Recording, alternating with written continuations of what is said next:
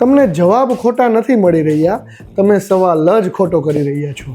Hello guys, welcome to day 19 of being creative. As most of us always chase the answers, but અમુક જ લોકો એવા હોય કે જે ક્વેશ્ચન પૂછતા હોય કે વાય ધીસ.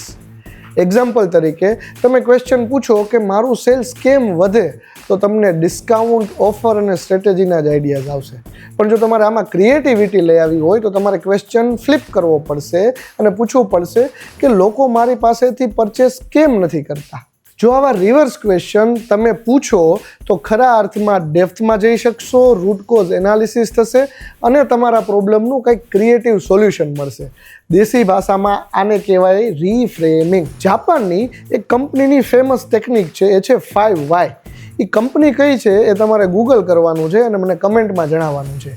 એ ટેકનિકમાં એવું કહેવામાં આવે છે કે તમારા પ્રોબ્લેમને સતત અને સતત ખાલી એક જ ક્વેશ્ચન પૂછવાનો છે, એ છે Y this.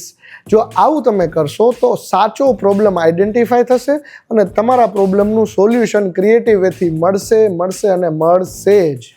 Most people don't lack the ideas, but they lack the courage to flip the question. So જો તમને કોઈ ફ્લિપર કહેતું હોય તો મુસ્કુરાઈએ, આપ ક્રિએટિવ હે.